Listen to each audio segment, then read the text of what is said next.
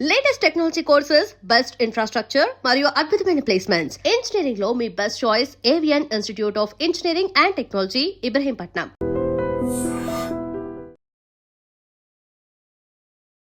నమస్కారం, welcome to I dream. ధర్మ మార్గం విత్ విజిత కార్యక్రమానికి స్వాగతం.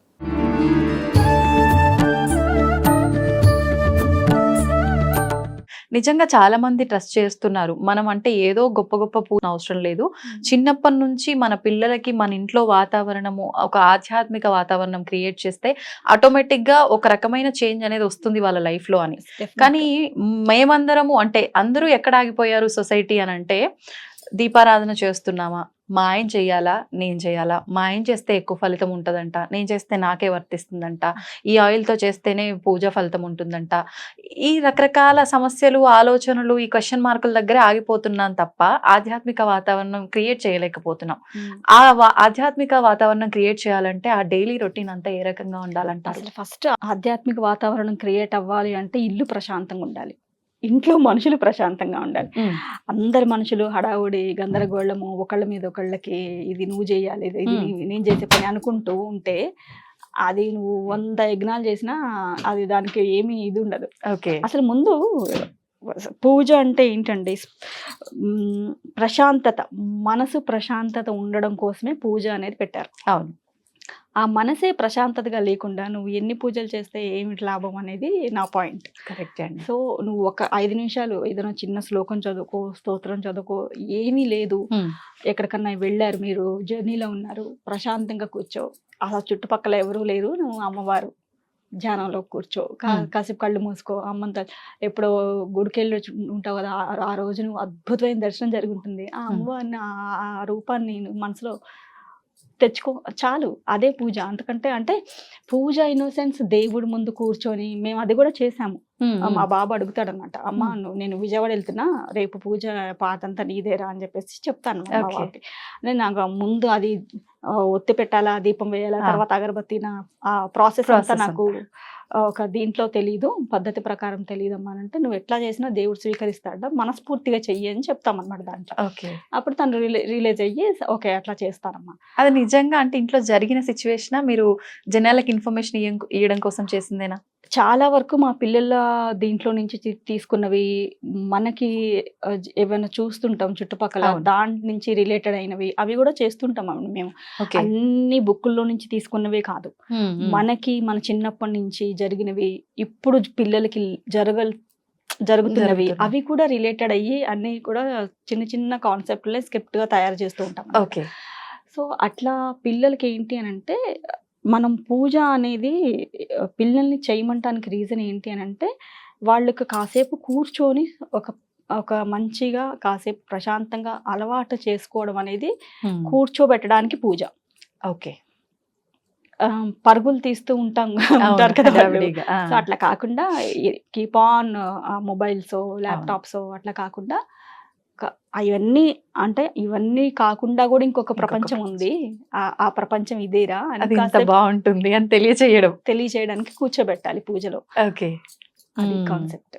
ఓకే, అంటే మనకు నచ్చినట్టు మనం భక్తి శ్రద్ధలతో కాసేపు కళ్ళు మూసుకొని కూర్చున్నా కూడా అది భక్తి అని అంటున్నారు మీ వర్షన్లో. అదొక్కటే కాదండి, అట్లా చెయ్యలేము, మాకు అది చిన్నప్పటి నుంచి అసలు మా దీంట్లోనే లేదు, అట్లా కాదు అనే వాళ్ళు కూడా ఉంటున్నారు. అట్లాంటి వాళ్ళకి ఏం చేస్తానంటే, సరే మీకు పూజ అంటే ఏంటి అని అంటే, ఎవరికన్నా హెల్ప్ చేస్తే అది మీకు బాగా సాటిస్ఫాక్షన్ అనిపిస్తుందా, లేదంటే బయట ఏదన్నా ఏమన్నా చూసినప్పుడు దానికి రెస్పాండ్ అయ్యి చేసే వాళ్ళు ఉంటుంటారు. అట్లాంటివి ఏమైనా చేసినప్పుడు మీకు దేంట్లో మీకు సాటిస్ఫాక్షన్ గా, మీ మనసుకి ప్రశాంతతగా అనిపిస్తే అదే చేయండి. కొంతమందికి మొక్కలు పెంచడం బాగుంటుంది, కొంతమందికి కుక్కలు పెంచడం బాగుంటుంది, కొంతమందికి ఆవులు పెంచడం బాగుంటుంది. సో ఏదైనా సరే అది ఇదే పూజనే. సో మనస్ఫూర్తిగా నువ్వు ఏం చేసినా అది మనసు పెట్టి చేస్తే అది పూజే. ఓకే, పూజ చేస్తేనే పూజ కాదు, అంటే దేవుడు సర్వాంతర్యామి, ప్రతి ప్రాణిలో, ప్రతి జీవిలో బ్రహ్మాండం అంతా ఆయనే ఉన్నాడు కదా. ఆయన్ని ఎక్కడో నువ్వు దేవుడి గదిలోని వెతుక్కోవడం ఎందుకు, బయట కూడా వెతుక్కో, బయట కూడా సేవ చేయి. చాగంటి వారి ప్రవచనంలో ఆయన చెప్పారనమాట, మనం అంటే నాకు చేతనైంది ఇప్పుడు నేను ఇలా చేయగలుగుతున్నాను, నేను కూడా ఒక అమ్మాయిని చూసి ఇన్స్పైర్ అయ్యాను. ఆవిడ హాస్పిటల్స్కి వెళ్ళి ఇట్లా ఊళ్ళో నుంచి వచ్చిన వాళ్ళు కూడా చదువులేని వాళ్ళకి ఎక్కడికి వెళ్ళాలో ఏంటో ఏం చేయాలో తెలియక ఇబ్బంది పడుతూ ఉంటారు.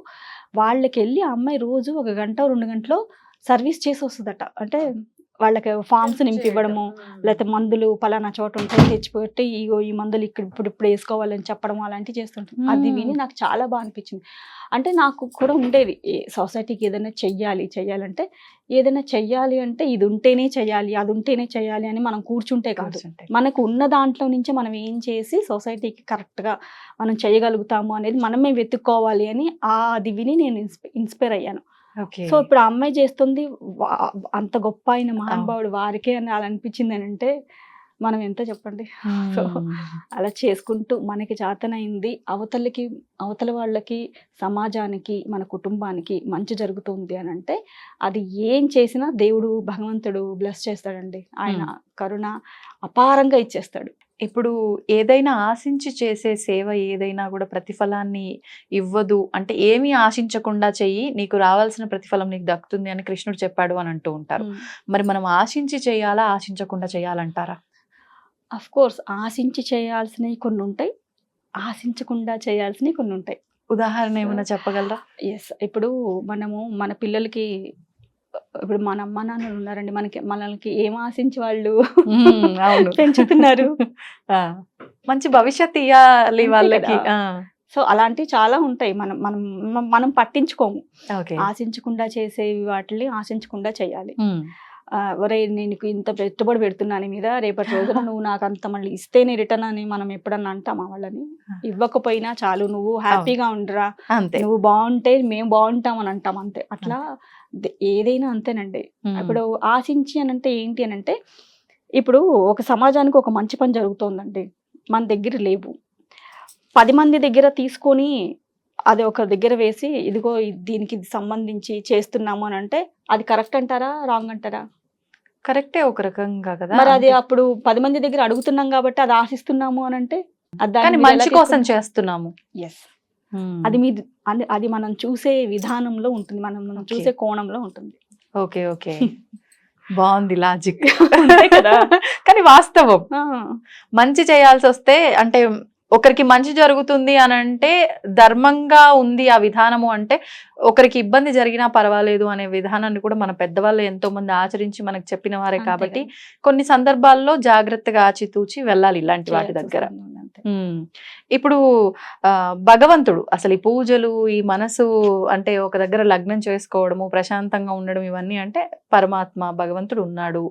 ఆయన దగ్గరికి ఆయన అంటే టెంపుల్కి వెళ్తే ప్రశాంతంగా ఉంటాము, లేదు కాసేపు పూజా మందిరంలో కూర్చుంటే ప్రశాంతంగా ఉంటాము. కానీ ఇప్పటి పిల్లల్లో చాలా మంది అసలు ఎవరు భగవంతుడు అంటే ఒక రాయి రూపంలో ఉన్నాడు, ఒక చెట్టు రూపంలో పూజిస్తున్నాము, నీళ్ళ రూపంలో పూజిస్తున్నాము, అంటే పలానా అని చెప్పి మీకే ఒక క్లారిటీ లేదు, ఇన్ని రకాలుగా పూజిస్తున్నారు, మనలోనూ ఉన్నాడు పరమాత్మ అని అంటూ ఉంటారు.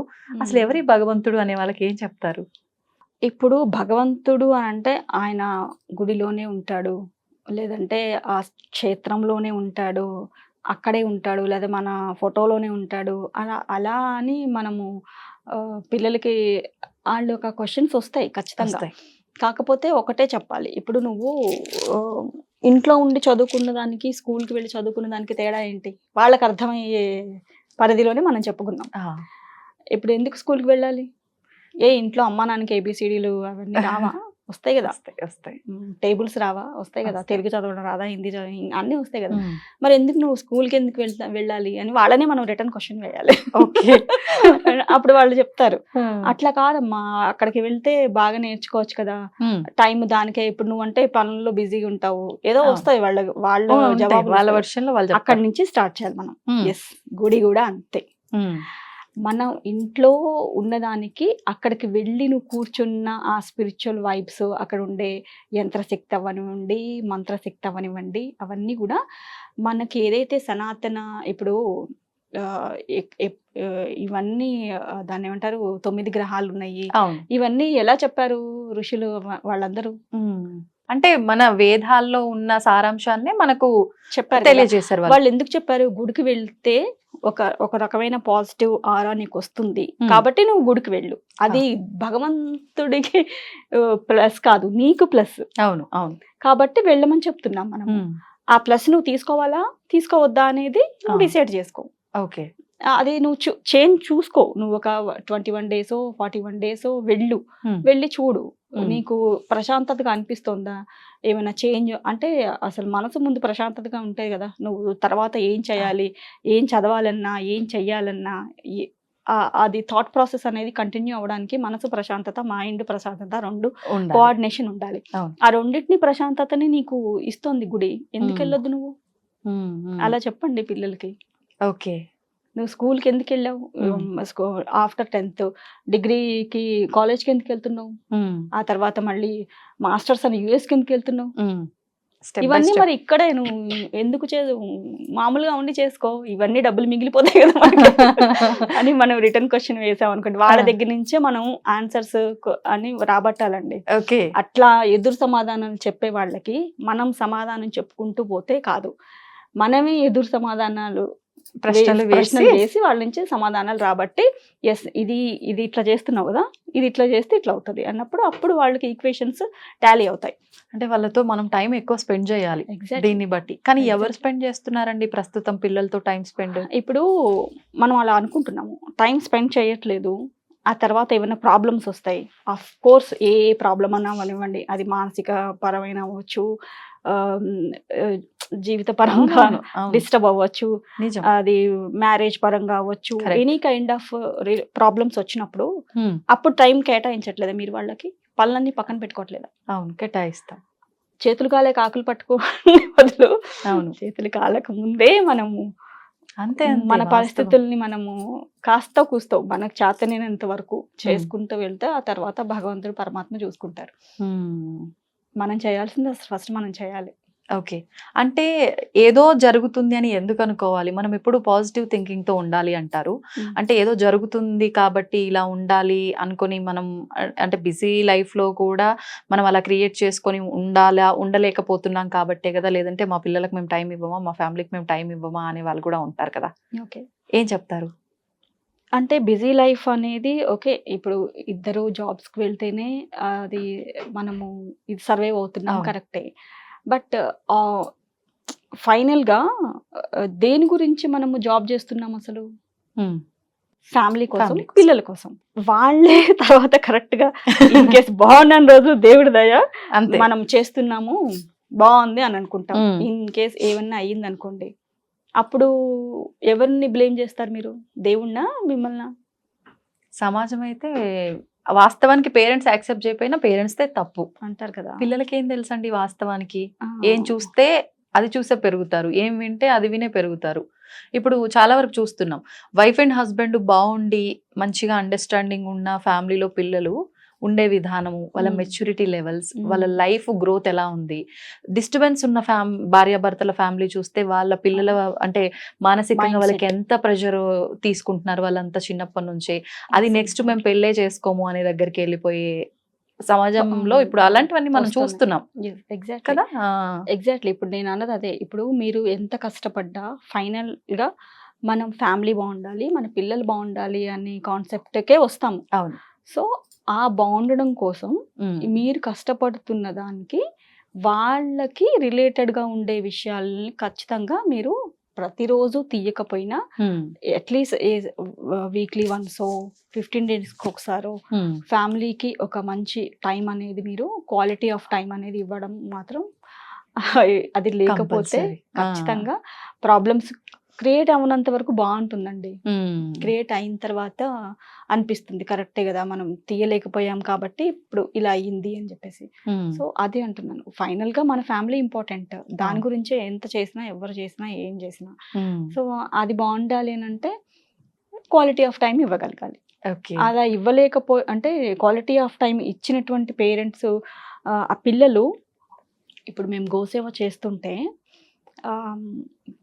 మాకు యుఎస్ నుంచి వాళ్ళు స్టూడెంట్స్గా వెళ్ళి ఇప్పుడిప్పుడే జాబ్ తెచ్చుకొని, మీకు మేము గోసేవ గురించి మీరు చేస్తున్న, మీరు అసలు చెప్పే కంటెంట్ అసలు మేము ఫిదా, అని చాలా చిన్న పిల్లలు అంటే యంగ్ జనరేషన్ వాళ్ళు ఓకే వాళ్ళు కమెంట్స్ చేసి వాళ్ళు గోసేవకి వినియోగించండి అని చెప్పేసి ఇస్తున్నారు అని అంటే అది ఏమనుకోవాలి, వాళ్ళ పేరెంట్స్ అలా పెంచినా ఎక్కడికి వెళ్ళినా సరే మన మూలాలు మర్చిపోకుండా వాళ్ళు ఏదైతే సేవాభావంతో ఉండి అలా మా కంటెంట్ కి ఇన్స్పైర్ అవుతున్నారు అని అంటే అది ఖచ్చితంగా పేరెంట్స్ గొప్పతనం. నిజంగా అలాంటి పేరెంట్స్ ని నిజంగా చాలా.